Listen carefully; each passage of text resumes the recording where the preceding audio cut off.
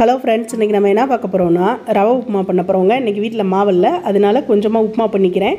அதவே ஒரு வீடியோவை எடுத்துக்கிட்டேங்க. 10 நிமிஷம் கூட ஆகாது, சூப்பராக பண்ணிடலாங்க.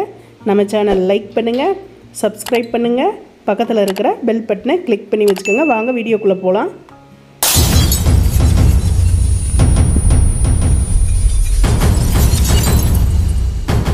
இப்போ ஒரு டம்ளர் ரவைங்க 200 கிராம் எடுத்திருக்கேன். இந்த டம்ளரில் கரெக்டாக ஒரு டம்ளர் இருந்துச்சு. அதை நம்ம நல்லா சூடு போட்டு நல்லா வறுத்து கொடுத்துக்கலாம்.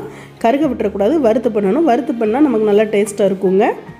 நல்லா கையில் தொட்டோன்னா கை பொறுக்கிற அளவு சூடு இருக்கணும். அந்த மாதிரி வறுத்து எடுத்துக்கலாங்க. நல்லா ரோஸ்ட் பண்ணி எடுத்துக்கலாம். சூப்பராக நம்ம 10 நிமிஷம் கூட ஆகாதுங்க, ரெடி பண்ணிடலாம். இப்போ பாருங்கள், நல்லா வறுத்துட்ருக்குறோம். இப்போ நல்லா சூடாயிருச்சு. தொட்டு பார்த்தா நல்லா சூடாயிருச்சுங்க. இதை ஒரு தட்டத்தில் நம்ம மாற்றிக்கிடலாங்க. ஸ்டவ் ஆஃப் பண்ணி விட்டு சூப்பராக நம்ம ரவை உப்புமா 10 நிமிஷம் கூட ஆகாமல் செஞ்சு சாப்பிட்றலாம். இப்போ பாருங்கள், அதே கடாயை ஸ்டவ்வில் வச்சுட்டேன். ஒரு 3 ஸ்பூன் அளவு எண்ணெய் சேர்த்திக்கிடலாங்க. அது வெங்காயம் வதங்கணும்ல, அதுக்காக 3 ஸ்பூன் சேர்த்திக்கிட்டேன். இப்போ கடுகுளுந்து வந்து ஒரு 1/4 டீஸ்பூன் அளவு நம்ம சேர்த்திக்கிடலாங்க. ஒரு 1/4 டீஸ்பூன் அளவு எண்ணெய் காயட்டும். எண்ணெய் காயவும் கடுகுளுந்து ஒரு 1/4 டீஸ்பூன் அளவு சேர்த்திக்கிறோம். இது நல்லா வெடித்து வரட்டுங்க. நல்லா செவந்து வரட்டும் கடுகுளுந்து. இப்போ பாருங்கள், நமக்கு நல்லா வெடித்து வந்துட்டுருக்குது பாருங்கள். நல்லா வெடித்து வந்துருச்சு. இப்போ நம்ம வெங்காயத்தை சேர்த்திக்கிறலாம். ஒரு பெரிய வெங்காயம் கட் பண்ணி வச்சுருந்தேங்க, மீடியம் சைஸு, அதை சேர்த்திக்கிறோம். சேர்த்தி நல்லா கலந்து கொடுத்துக்கிறலாம். ஒரு கண்ணாடி பத அளவுக்கு வரட்டுங்க. இப்போ பச்சை மிளகாய் 2ங்க, அதையும் சேர்த்திக்கிறோம். சேர்த்தி நல்லா கலந்து கொடுத்துக்கிறோங்க. கலந்து கொடுத்துட்டு கொஞ்சமாக கருவேப்பிலை கொஞ்சம் சேர்த்திக்கிறலாங்க.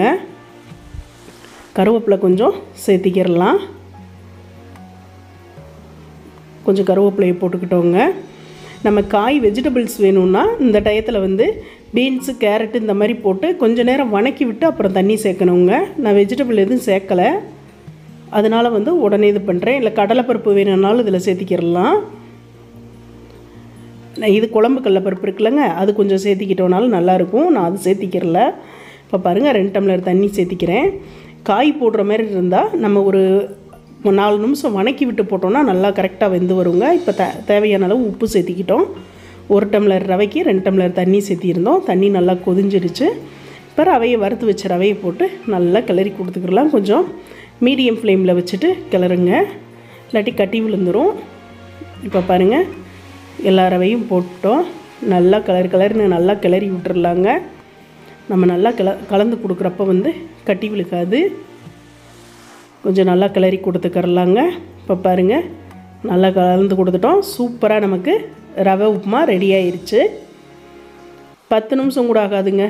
சிம்பிளாக எங்கேயா வெளியில் போயிட்டு வரோமா, வந்து டயர்டாக இருக்குன்னா இந்த மாதிரி ஒரு உப்புமா கிண்டி சாப்பிட்டோன்னா வேலை முடிஞ்சு போச்சு.